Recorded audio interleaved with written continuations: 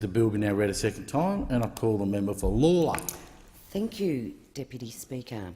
And I am delighted to follow the member for Corangamite on this particular bill. Obviously, I rise to oppose the bill, and I had the pleasure of listening to the member for Corangamite as she demonstrated political gymnastics at their best. On the one hand, celebrating the demise of the car industry, and on the other, showing her true professionalism, claiming the regional rail link without even blushing.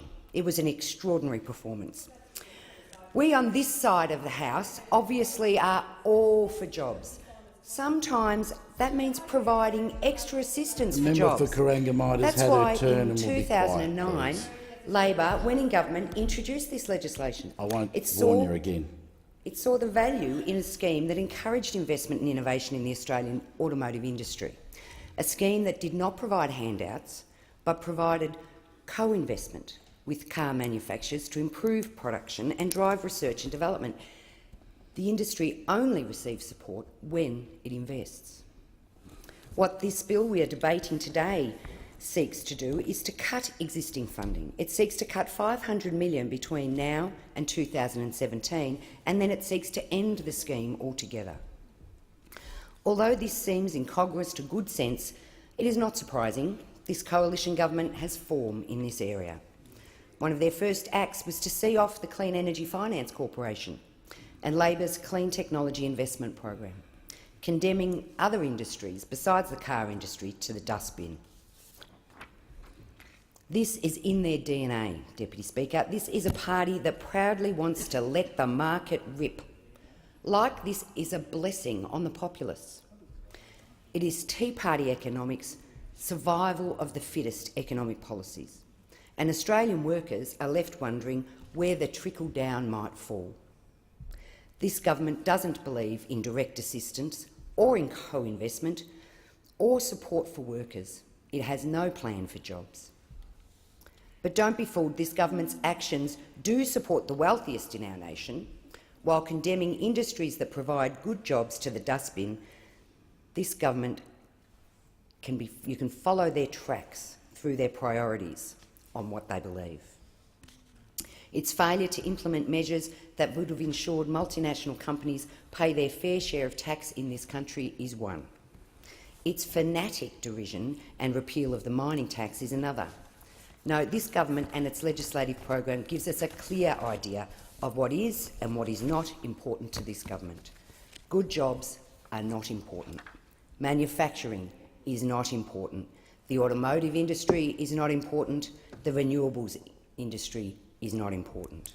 And this bill clearly shows that the hard-working people of my electorate of Lawler are not important either.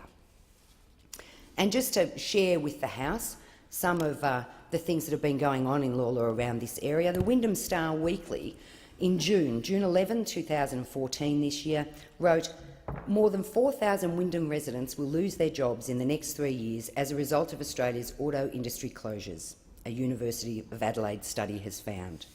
They went on, "The study of the Australian Workplace Innovation and Social Research Centre and National Institute of Economic and Industry Research analyses direct and flow-on job losses resulting from the closure of Toyota, Holden and Ford plants. The study predicts 200,000 job losses nationwide, with about half of those in Victoria. It finds Wyndham residents will be among the states hardest hit, with the municipality likely to record the 5th highest number of job losses by employee residents. It's expected that 4,360 Wyndham residents in the auto industry will lose their jobs by 2017. I would add, if the automotive industry survives that long. In a bid to reduce the impact of job losses on Wyndham, the council has joined other Western Suburbs councils, the state government and advocacy group Lead West. They commissioned research on businesses that will be affected by the closures and will use the research to promote the creation of local jobs. The Wyndham Council's Economic Development Unit is meeting companies to discuss the issues they are dealing with and to identify training opportunities. The Council's research found there could be flow-on losses from the auto industry closures, forcing Wyndham manufacturers to close their doors. Manufacturing accounts for 14.4% of total employment in Wyndham, so any downturn in that sector will have an impact on the resident workforce. Deputy Speaker, these are not my words, but are taken from my local weekly newspaper. It is never pleasant to pick up your local paper to see headlines that outline over 4,000 jobs will be going. Indeed, this measure will have a dreadful impact across Australia, with estimates of around 200,000 job losses. The impact is broader than just the employment in the automotive industries. The impact will flow through to a variety of businesses, from the laundries that service the Toyota plant to the contracted technicians and cleaners, to the local cafe where the workers stop to get their morning coffee.